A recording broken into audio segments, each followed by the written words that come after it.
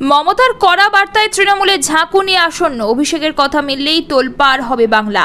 21শে জুলাই সভা মঞ্চ থেকে এবার দলীয় কর্মসূচি ঘোষণা করেননি দলনেত্রী মমতা বন্দ্যোপাধ্যায়। যদিও তার বক্তব্যে তাৎপর্যপূর্ণ অংশ হলো জনপ্রতিনিধি ও দলের নেতাকর্মীদের প্রতি বার্তা। তৃণমূল কংগ্রেসের সর্বভারতীয় সাধারণ সম্পাদক অভিষেক বন্দ্যোপাধ্যায়ও জানিয়ে দিলেন সংগঠনের কাজ থেকে নিজেকে সরিয়ে রেখে কোন বড় কাজ তিনি সেরে ফেলেছেন। তৃণমূল সুপ্রিমো মমতা বন্দ্যোপাধ্যায় দলের সব স্তরের জনপ্রতিনিধিদের উদ্দেশ্যে বলেন, দল যেন কোনো অভিযোগ না পায়, পেলেই অ্যাকশন নেব। গরিব থাকুন, যা আছে ঘরে তাতেই সন্তুষ্ট থাকুন, লোভের দরকার নেই।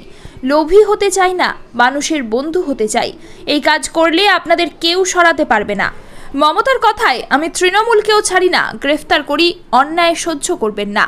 সামাজিক বন্ধু হতে হবে, বিবেকবান চাই, বিত্তবান নয়। পয়সা আসে চলে যায়, সেবার বিকল্প নেই। মানুষের কাছে গিয়ে কাজ করে দেব, নিজে গিয়ে দরখাস্ত লিখে দেব। গাড়ির চেয়ে হাঁটা ভালো। গাড়ি ছেড়ে সাইকেলে বা স্কুটারে চেপে মানুষের জন্য কাজ করার ডাক দেন মমতা। অভিষেক বলেন, যারা বলেছিল এবার তৃণমূল ডায়মন্ড হারবার থেকে 3 নাম্বার হবে, তাদের বাড়া ভাতে ছাই পড়েছে। আমাকে 7,10,900 ভোটে জিতিয়েছেন যারা, তাদের প্রতি আমি কৃতজ্ঞ। লড়াই থেকে 1 ছটাক জায়গা থেকে সরে আসিনি, 1 ইঞ্চি জমি আমি ছাড়ব না।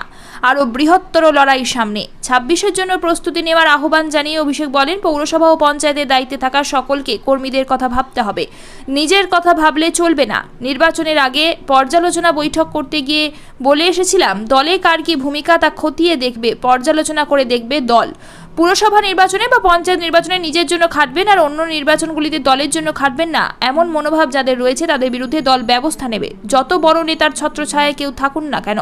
স্পষ্ট বার্তা অভিষেকের। অভিষেক বলেন, গত 1-1.5 মাস রাজনৈতিক কর্মসূচিতে আমাকে আপনারা দেখেননি, পর্যালোচনার কাজে ব্যস্ত ছিলাম। 3 মাসের মধ্যে ফল দেখবেন।